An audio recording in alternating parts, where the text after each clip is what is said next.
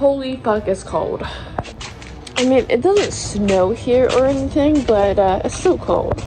This here is kind of a learning video, and the reason why I'm making this video is very, very rare. However, this here is a Trailblazer 280 NT. Somebody one day is going to look up a machine just like mine and not find a fucking thing. So I am here, went through all the trouble just for you to fix one of these fucking things. And I'm going to cuss in this video and bleep a lot of shit out because it was hell, because there's nothing on it. So this here is what the welder looks like.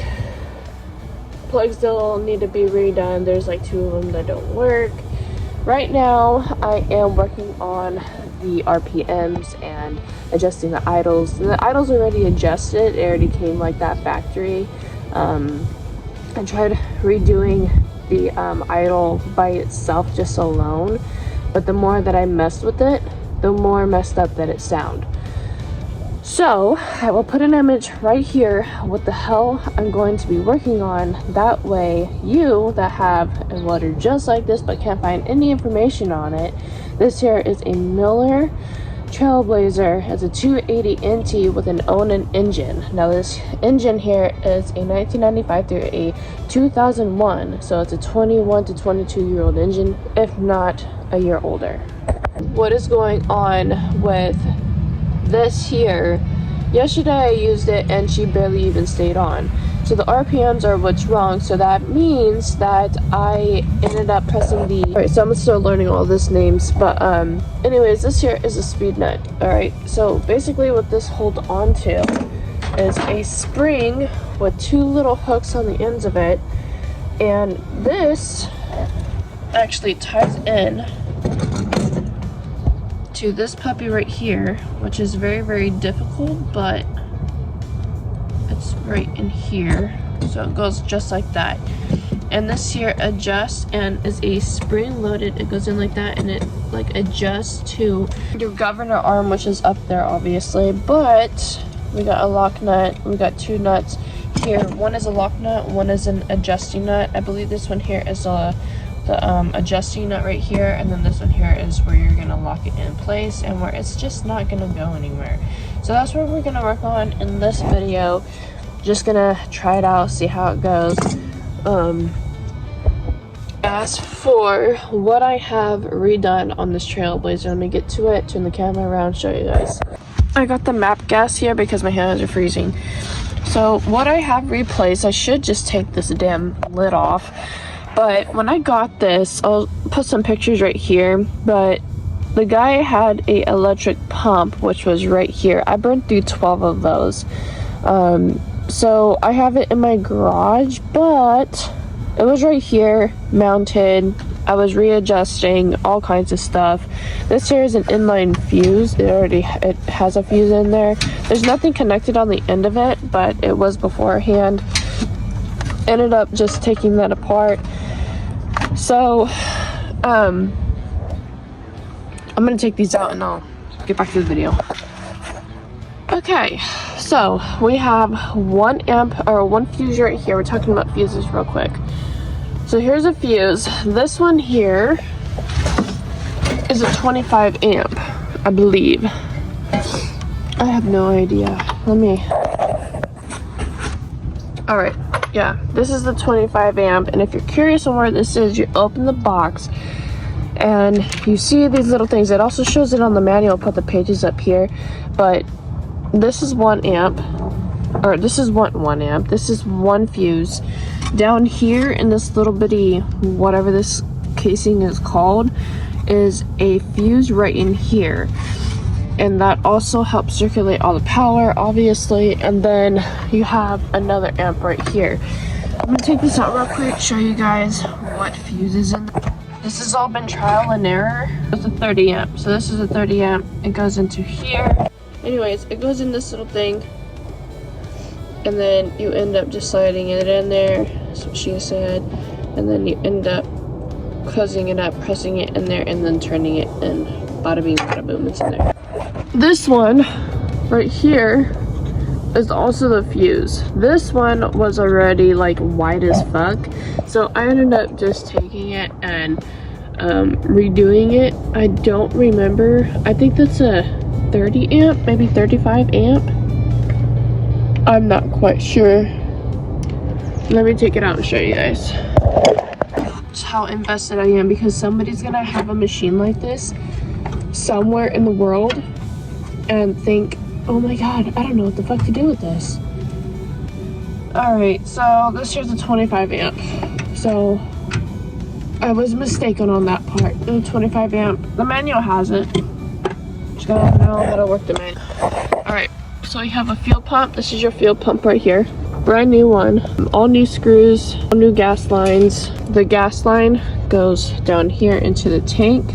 The gas goes in here. This here is the vacuum line, which I'll show you exactly where it goes on the other side. But the vacuum line is this one here. So this one here is the vacuum in.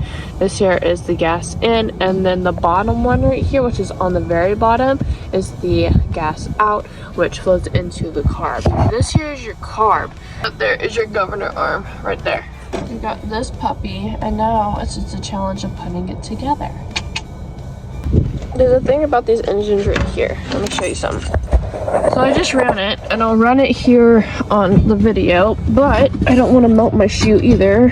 I just got done doing like little tacks and little inch, what the fuck are they called? I don't know. Anyways, this nut was not supposed to come off. So you have your nut right here, and it goes on right here. Idles just fine. There is a knock on there in the engine, which the whole engine, the whole thing just needs to come apart. It just needs some work. So, alright, finally got that on. Now I'm gonna lock it in place with that thing, and then probably shouldn't have taken the other one off. This is where it gets kind of tricky. I'm gonna end up taking vice grips. This is not intended to do. Like, you don't need to do this, but it's not recommended, basically. This here is gonna go onto your speed rod, which is this thing right here. To tighten this, you're gonna take a winch. This here is a 3/8 winch, and you're just going to tighten the back screw. And if you want to, just like that, so that tightens this here up. This, if you want to adjust it, you have to loosen this here up, make it go back and forth.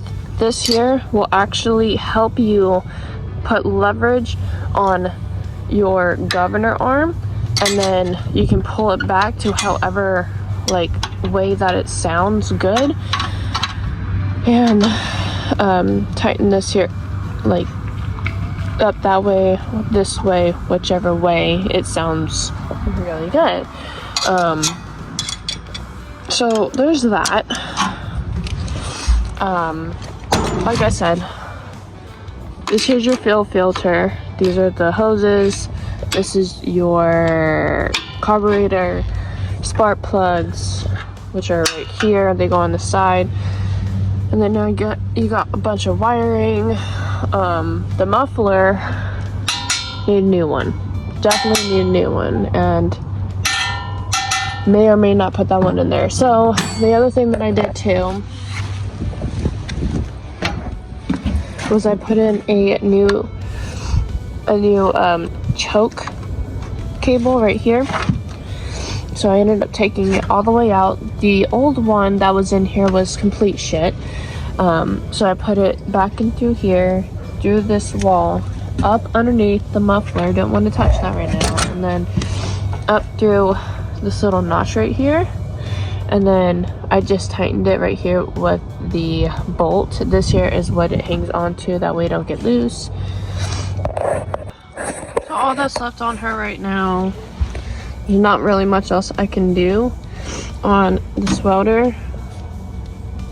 There's a rod knock in there. I'm not digging in the engine.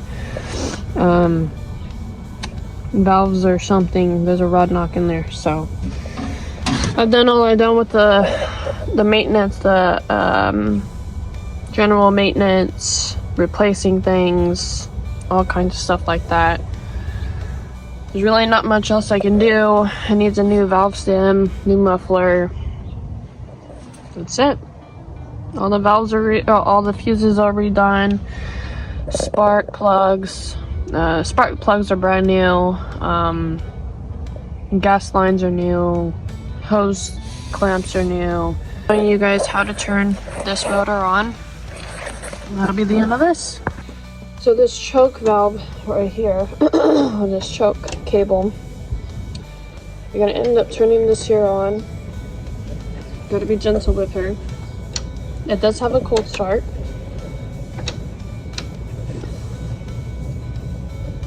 You end up turning her on, it's gonna get noisy, and then it's usually this cable here that's pushed out. But to open it, it's pushed in, so you have to bring it out to close the carb.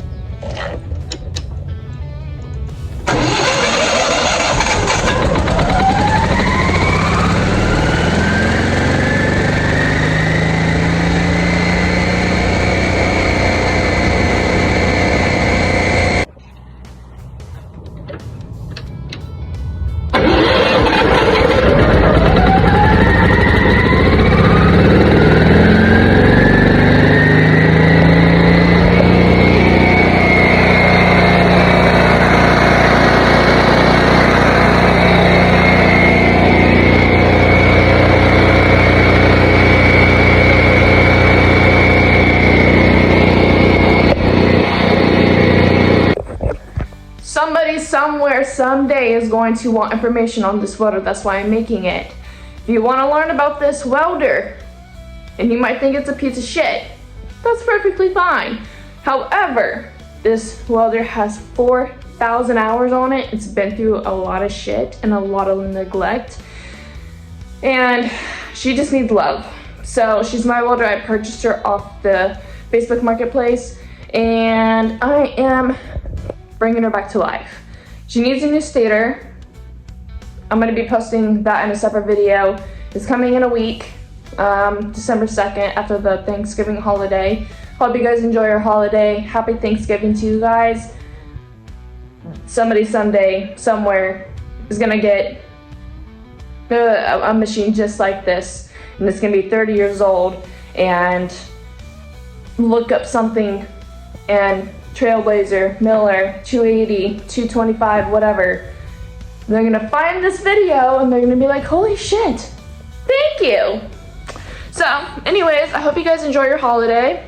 I'll see you guys soon. The buggy is still in the works. I had to put that off for personal reasons, and I've been a little busy. So yeah, I'll see you guys soon. Bye. Before I go, let me tell you guys one thing. A lot of you guys are gonna ask why a stator and why not a circuit board. Circuit boards are for the electrical purposes. Yes, it pertains to the welding portion, but every single board that is on that machine looks clean as hell, and I've already checked multiple times. There is 3 boards on there and none of them look blown up, but that does not mean that they're not blown up on the inside. However, I'm not focused on that. I've done a lot of research, and I've asked one of my good friends, which knows some welders, some like welding machines, and he's had Millers, Lincolns, all sorts of stuff, and I told him the situation, and he said, your stator's out. So I ended up looking it up about 72 hours before I ended up getting my own stator, and it's coming all the way from New York, and I'll put here on the screen of why a stator. A stator basically controls, it's like an alternator.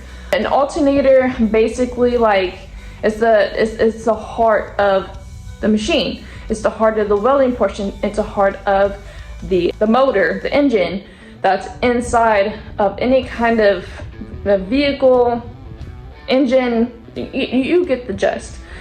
The stator went out and is basically like the welding portion, part of it. It controls the RPMs, all this other stuff. I'll just put it right here. So yeah, now I'll see you guys later.